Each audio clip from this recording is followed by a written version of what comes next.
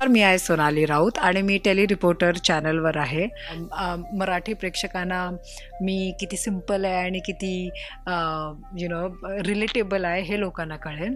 तुला का बिग बॉसलाच जायचं असते आय थिंक ते रिॲक्शन होतं. पण मम्मी बोलली ठीक आहे. तर रितेशला माझी जर्नी तर फार आवडली आणि मला रितेशने सांगितलेलं पण की I think me actually morning person नाही आहे आणि थोडा कमी फेक ड्रामा थोडा कमी देईल. लव्ह अँगल करते, कोण फाईट्स करतात, कोण कोणाला खाली खेचते, तर ते ड्रामा तर असतोच.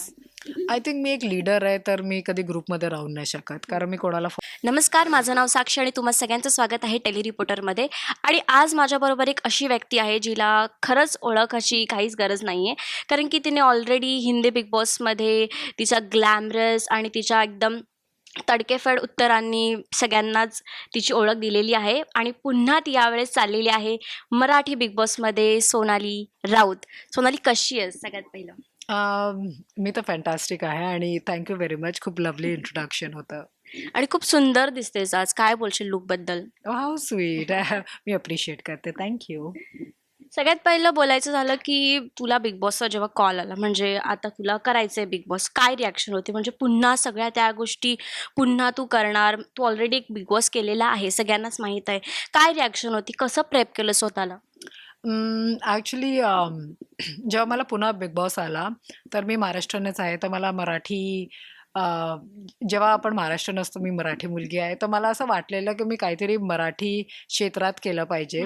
आणि जेव्हा मला ही संधी भेटली, तर मी घेतली आणि ही अपॉर्च्युनिटी खूप चांगली आहे.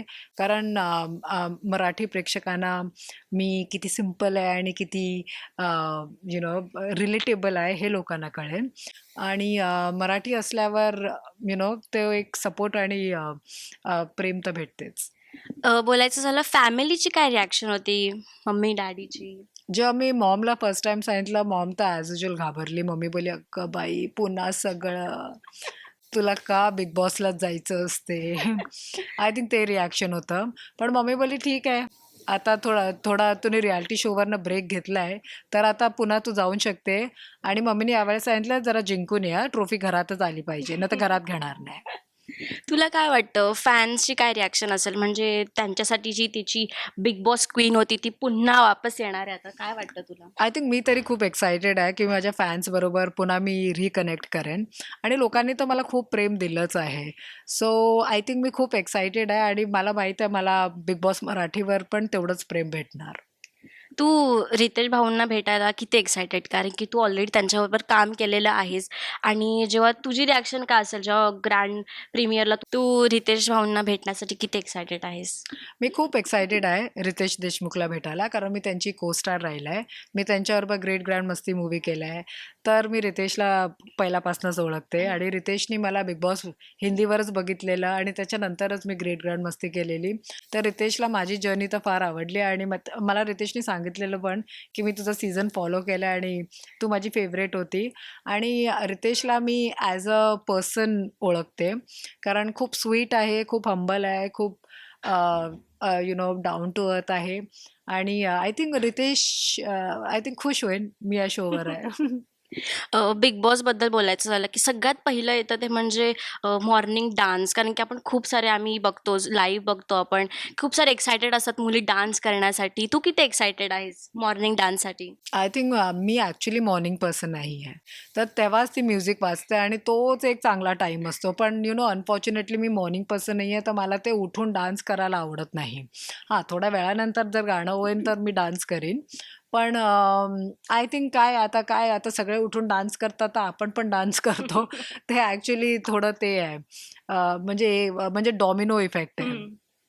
तर काय नाही, आम्ही पण डान्स करूया. प्लीज एन्जॉय करा.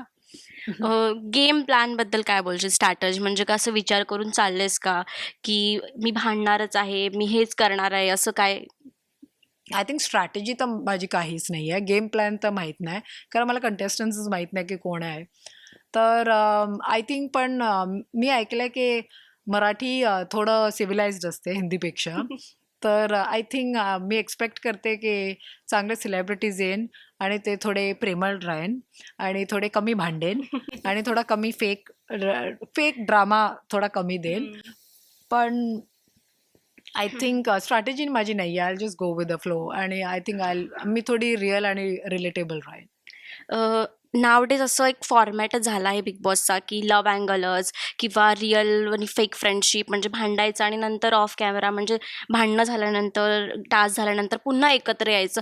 तर ह्या फेकनेसबद्दल काय बोलशील तू?